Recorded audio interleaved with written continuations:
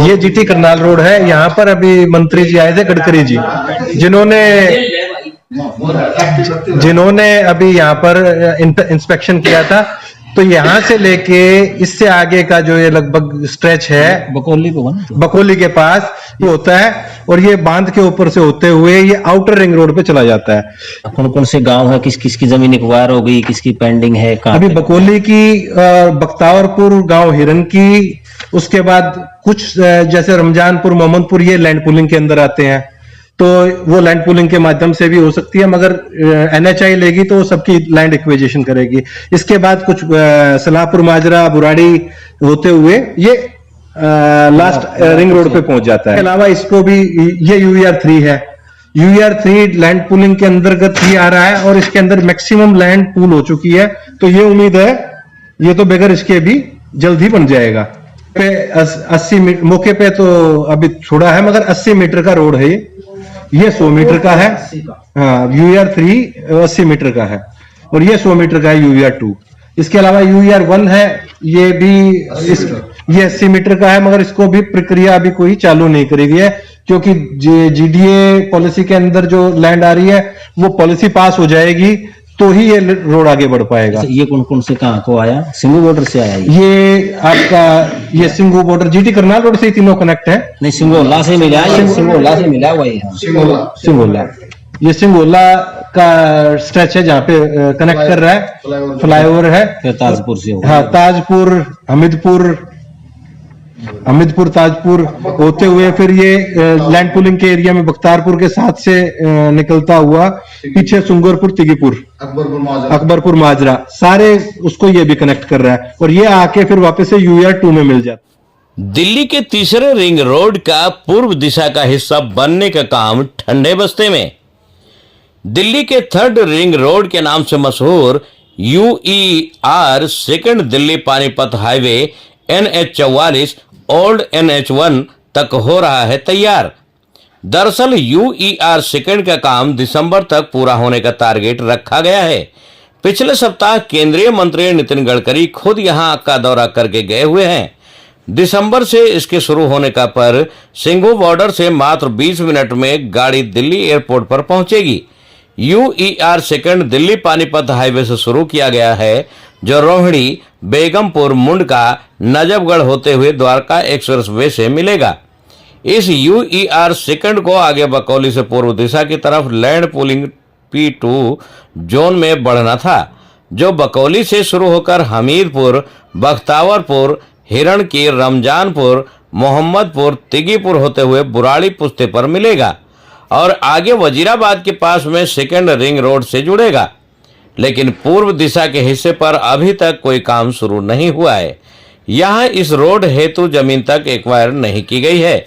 यदि यह हिस्सा भी शुरू होता है तो दिल्ली में सिंघू बॉर्डर से पंजाब, हरियाणा, हिमाचल, कश्मीर की तरफ से आने वाले सभी वाहन यूईआर 2 के 0 पॉइंट से सीधे वजीराबाद पर आकर मिलेंगे। उन्हें मुकरबा चौक आदि की तरफ से नहीं जाना पड़ेगा, और ट्रैफिक जाम से बड़ी निजात मिलेगी। इस बाबत 2022 में भी दिल्ली देहात विकास मंच डीडीए से पत्राचार कर चुका है, और यह पत्राचार अभी भी लगातार जारी है। दिल्ली पानीपत पुराने नेशनल हाईवे नंबर 1, जिसका नया नंबर नेशनल हाईवे नंबर 44 है, वहां से शुरू होकर सीधा यमुना किनारे आएगा, जो P2 जोन के मास्टर प्लान में भी है।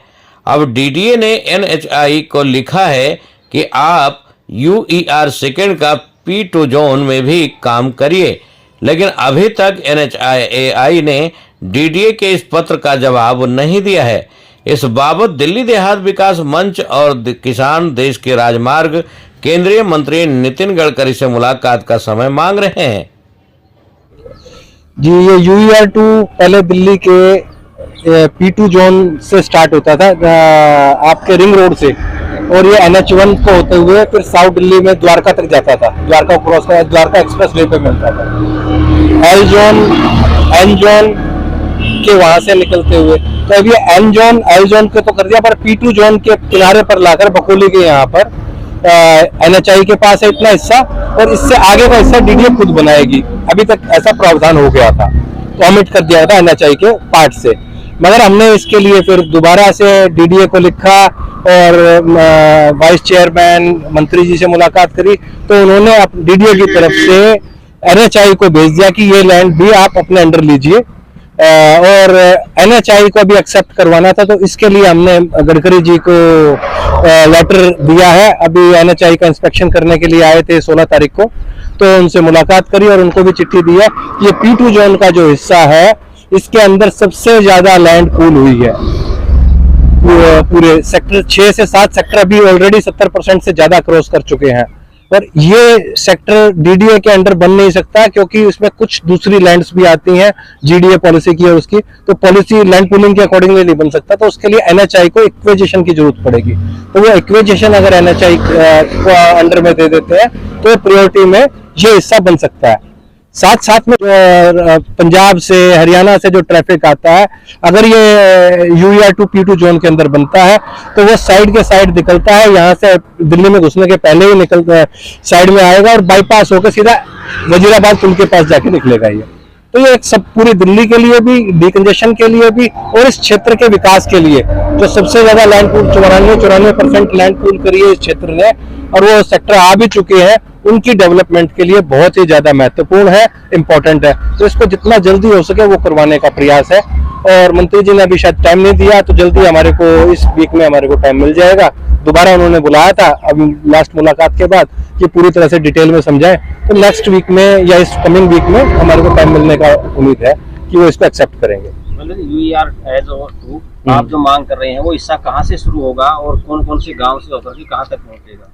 ये बकोली से शुरू होगा NH1 से, और हमीदपुर, बख्तावरपुर, हिरनकी, रमजानपुर, मोहम्मदपुर, तिकीपुर, सुंदरपुर होते हुए बैक में बांध के ऊपर जाएगा। बांध के साथ साथ फिर बुराड़ी, सलापुर और रिंग रोड पर पहुंच जाएगा, तो जैसे जगतपुर के पास बुराड़ी की तरफ से जाएगा। हाँ। तो वहाँ पर काफी कॉलोनियां बच चुकी है, क्या उनको भी हटाया जाएगा? हाँ, ऑलरेडी वहां पर रास्ता है, मगर उसको चौड़ा करना पड़ता है। तो यूएआर के अंदर काफी जगह पे जो प्राविधान पिछले उन चीजों के लिए दूसरी जगहों के लिए किया है, उन्होंने कई जगह पे एलिवेटेड बना दिया है।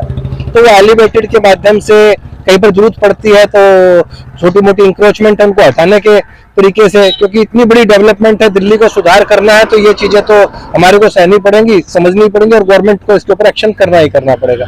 ज्यादातर जो कंस्ट्रक्शन है वो अनऑथराइज है, तो अनऑथराइज को हटाने में जरूरत ज्यादा दिक्कत नहीं आती है गवर्नमेंट को भी, और एलिवेटेड कर दे तो सबको बड़ा है वो बहुत बेस्ट तरीके से काम हो सकता है। ये जीटी करनाल रोड है, यहाँ पर अभी मंत्री जी आए थे, गडकरी जी, जिन्होंने अभी यहाँ पर इंस्पेक्शन किया था। तो यहाँ से लेके इससे आगे का जो ये लगभग स्ट्रेच है बकोली के पास, यहाँ से लेके और ये एक स्ट्रेच आ रहा है गांव के, जो सबसे अभी ज्यादा लैंड पूल हुआ है जिस एरिया में, लगभग 3-4 सेक्टर तो यहाँ पर इस पोर्शन में, और टोटल 7-8 सेक्टर हैं जो इन्होंने मैक्सिमम पूल लैंड पूरी दिल्ली के अंदर हुई है। वो यहां से शुरू होता है और ये बांध के ऊपर से होते हुए ये आउटर रिंग रोड पे चला जाता है। इससे जो हमारी दिल्ली को जो फायदा हो रहा है, वो तो एक तो ये फायदा हो रहा है कि ये नए पूल सेक्टर है जिसमें सबसे ज्यादा पूलिंग हुई है, वो सेक्टरों के अंदर ट्रांसपोर्टेशन मिल जाएगी, क्योंकि अभी यहाँ पे ट्रांसपोर्टेशन का अभाव है। दूसरा, ये दिल्ली के बाहर ट्रैफिक सारा निकल जाएगा, तो मुकरबा चौक और ये जितना ट्रैफिक रोज की रोज जाम लगता है कई घंटे का, वो सारा की सारा खत्म हो जाएगा यहाँ से। तो इससे सारा ट्रैफिक आउटर से ही बाहर की बाहर निकल जाएगा, फरीदाबाद की तरफ। इधर के सारे एक्सप्रेस वे से जुड़ जाएंगे। जी, एक्सप्रेस वे से जुड़ जाएंगे। इधर उसके आगे केएमपी से, जीटी करनाल रोड से, सारे यहाँ पे कनेक्टिविटी बहुत शानदार बनती है। तो पूरा एरिया भी डेवलप होगा और साथ के साथ दिल्ली का ट्रैफिक भी यहाँ से बाईपास हो जाएगा। या कौन कौन से गांव है, किसकी जमीन एक्वायर हो गई, किसकी पेंडिंग है? अभी बकोली की, बख्तावरपुर, गांव हिरन की, उसके बाद कुछ जैसे रमजानपुर, मोहम्मदपुर, ये लैंड पूलिंग के अंदर आते हैं, तो वो लैंड पूलिंग के माध्यम से भी हो सकती है, मगर एनएचआई लेगी तो सबकी लैंड एक्विजिशन करेगी। इसके बाद कुछ सलापुर, माजरा, बुराड़ी होते हुए ये लास्ट रिंग रोड पे पहुंच जाता है। ये आउटर वजीराबाद के पास या जगतपुर वाला है ये जगतपुर वाला है जी। जगतपुर वाला इसको भी डबल करने जा रही है। हाँ, तो ये इसके बाद इसके अलावा इसको भी, ये यूईआर 3 है। यूईआर 3 लैंड पूलिंग के अंतर्गत ही आ रहा है और इसके अंदर मैक्सिमम लैंड पूल हो चुकी है, तो ये उम्मीद है ये तो बगैर इसके भी जल्द ही बन जाएगा। ये कितने मीटर का है? ये एक बार उठाइए भाई फोन, बोल दो उसको यहीं पे बुला ले। मौके पे तो मेरे ख्याल में ये 30-40 मीटर का फिट होगा, मेरा मौका बताओ 50 एक फिट है मौके पे। तो ये मौके पे 80 मीटर, मौके पे तो अभी छोड़ा है मगर 80 मीटर का रोड है ये 100 मीटर का है। हाँ, UER3 80 मीटर का है और ये 100 मीटर का है UER2।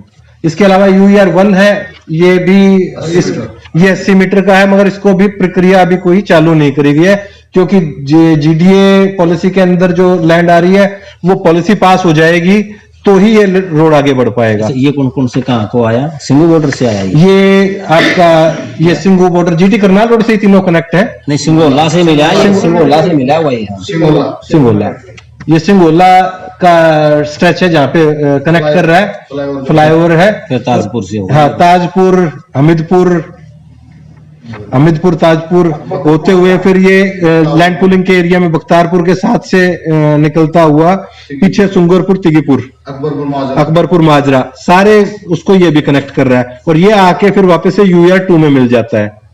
तो ये कनेक्टिविटी, डबल कनेक्टिविटी दिल्ली के रोडों को, ट्रैफिक को बाईपास करने के लिए मिल जाती है और ये एरिया का विकास हो जाता है। पूरे 18 सेक्टर है इस P2 जोन के अंदर, जिसमें से 8 सेक्टर लगभग 70% क्रॉस कर चुके हैं। तो अब ये एरिया डेवलप करना है और दिल्ली के अंदर सबसे ज्यादा मेरे ख्याल से 94% तिगीपुर के गांव में हमने पूल करवाए थे और वो सेक्टर अभी सेक्टर 2 के अंदर अभी तक वो पूल होने के बाद भी कुछ विकास नहीं हो पा रहा क्योंकि इंफ्रास्ट्रक्चर रेडी नहीं है। वो तो 8D में सबसे ज्यादा होगी।